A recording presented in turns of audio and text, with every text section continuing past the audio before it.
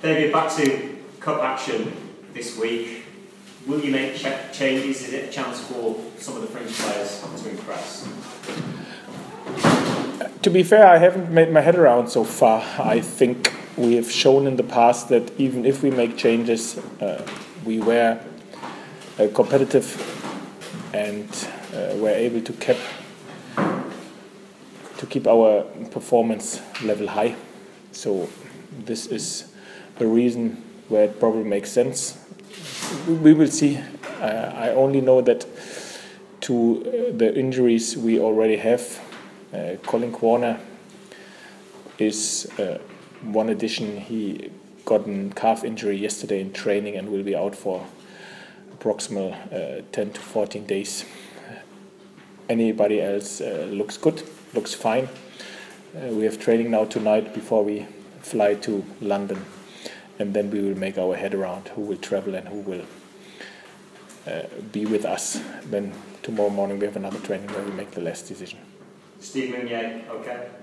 No, he will not be traveling with us as well. He is still sidelined working with the medical department. What's the issue with Meunier? He has a problem on his heel, so he got knocked on his heel, and hopefully he can be back for the Burnley game. He probably is back for sure for the game after against Tottenham. So we will see how quick he can recover. The last 24 hours he looks fine. He made a big progression in terms of the pain he feels or he felt. So we are optimistic that he could be back for Saturday, lately the week after. Are you quite keen to get some minutes out on the pitch for Jonathan Hogg after his injury problems? Yeah, of course, but listen, the first aim is that we like to come in the next cup round. We don't play the game to give some players minutes if we don't think they are strong enough, competitive enough that we are able to be successful. So we play a competitive football match, a cup match. Everybody knows that we all together love the cup competition. This is why our aim is to be successful, even if we know we play a very strong side, a very difficult opponent, changed their manager, and not the best run in the league. So we are aware about this situation. The good thing is we played them a few weeks ago, so we are aware about their players, the stadium, the dressing room, everything, what you have to know, what makes it more used to it, what is in front of us, even if we think they changed a little bit the style of their play. So we will be prepared, we will be ready, we are excited about the game. Cup competition, you have only one chance, one game, there you have to be good, and this is what we like to be. They've had a tough start to the season, so do you expect, you touched on it a little bit there, do you expect a very different side to the one that you faced in the opening game and maybe a different style? I think so, that this will be the case. Everything what I've heard and what I've seen so far, I think they changed it already. But as I said, always, these are circumstances I'm not able to influence. We have shown that if we be focused on ourselves, and this will be the case tomorrow again, we have a chance to be competitive, and this is the chance we are searching for. That we can say, yeah, we were a competitive opponent, and this is our aim for tomorrow. The club announced the academy restructure over the weekend. Is it something you talked about in detail with Dean Hoyle? He's described it as one of the toughest decisions he's ever had to make. No, we haven't spoken about it in detail. We've spoken about academy structures in Germany, but not only now, because he made his head around what he should do in the future. We've had this discussion in the last 20 months about academy in Germany, my knowledge about youth systems, my knowledge about the quality we have in our academy on players and other academies in England, other academies in Europe. But I wasn't involved in the process in detail. I think I said this before.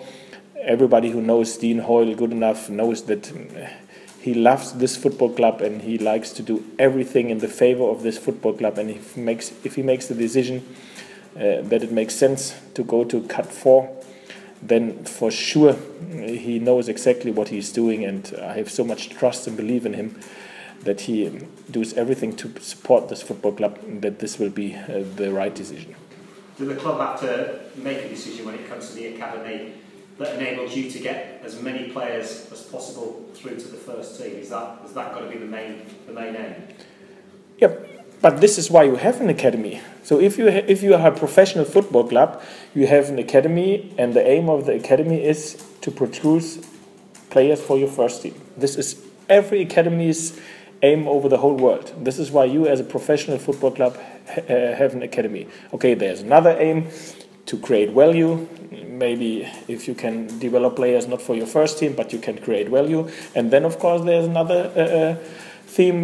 What you have is to help and to support your community as well. But I think especially this football club does so many great stuff with the foundation they created, and there is a big expectation in terms of manpower and ideas in the foundation. So this football clubs did and will do so many things with our help included from the first team in terms of supporting, helping the community to get and to still have this connections which we have, football club and community, that this doesn't depend on academy. From my point of view, academy should be, first of all, produce first team players, second, produce value for your football club, and then you have as a football club the responsibility to help and to support the community as well. And I think this football club have done it and will do it perfectly with the foundation and all the help they gave this community in the past.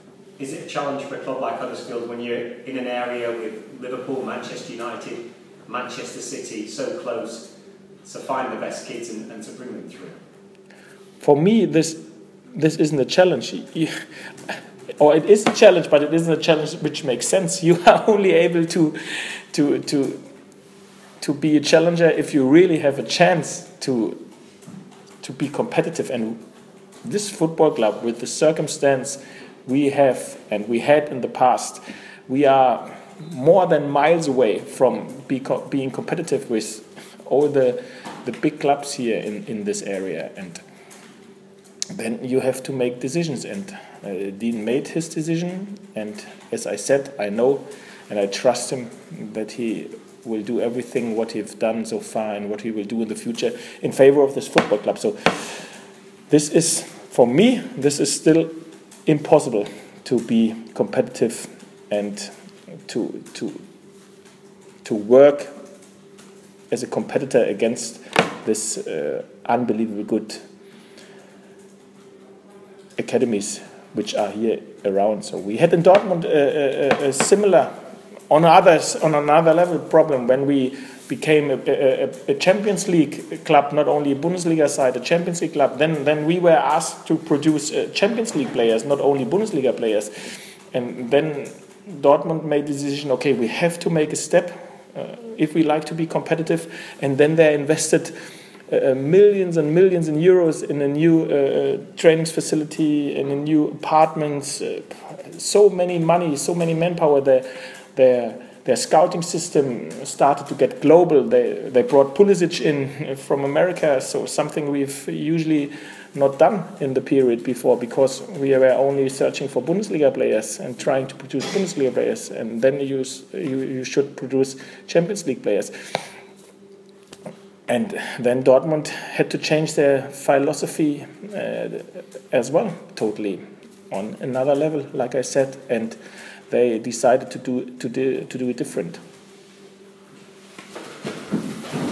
Hi, David. Dave, just on this subject, so in your opinion, what is the best way to have an academy? What's the best system that you've ever experienced? I think this is no answer you can.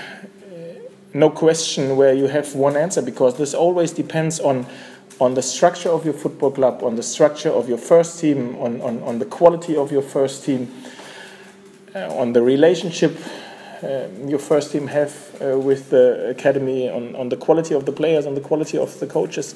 So I think everybody knows that Chelsea has one of the best youth academies maybe in the world, but they struggle to produce first-team players as well. So you can find this all over the world, and everybody has to find their solutions. Chelsea found their solutions, even if I have no knowledge in detail what they are especially doing, but they have great youth players for sure, and players where they can generate value with in the future. So there is not one answer for this question. I think everybody has to be adaptable and everybody has to find his own way. And I think we found our way, our own way, and we've shown in the past you have to make sure as a football club, especially as a football club, we are as Huddersfield Town, you have to go against the mainstream, because if you go with the mainstream, you are not competitive. This is impossible for this. Our circumstances are not strong enough, and this is why we go new ways. And one of the new ways Dean decided is to have a cut 4 in the future.